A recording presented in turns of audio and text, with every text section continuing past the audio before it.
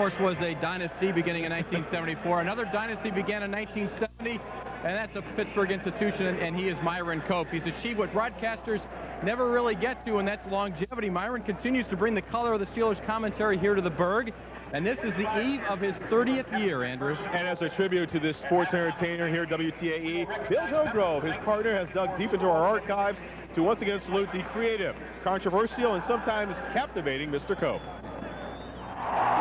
He brings the fans' perspective as well as anybody I've ever seen. He identifies thoroughly with Steeler fans.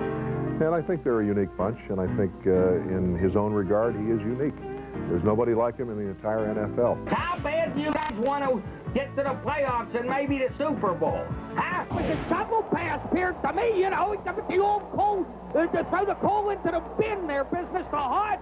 And Hodge goes in with the, you know, nothing but a nice day around him. Those Broncos there, just Yonkos. There's John Elway, traverse him like a railway. All these characteristics have combined to make Myron a Pittsburgh institution. In a town where many broadcasters have left their mark on sports and its franchises, Myron Cope has built a reputation of telling it like it is, punctuating these opinions with his famous yoys and double yoys. Yoy! Look out! Look out! Just for practice, the dogs have bitten Sam Ratigliano on the ankle. Mercy sakes! He looks at the world funny, and he has fun. He doesn't try to be funny. He's just naturally a funny man who sees the humor in a game of football, in its sweet successes, in its failures. And Myron Cope successfully going across the Mon River. I'll tell you, that Monongahela, that filth in there, it's foul.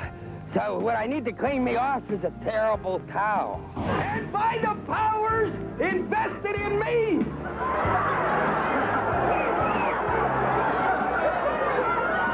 By nobody in particular, I am here to proclaim that a dynasty has arrived! He's a poet, and so his poetic license is much greater than that of the mere mortal.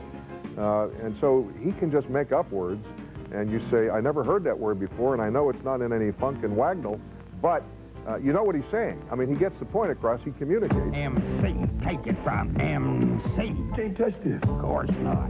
You can bet your green weenie you can't. Just get out a towel, it's just any old towel, so long as it's yellow, gold, or black, or anything.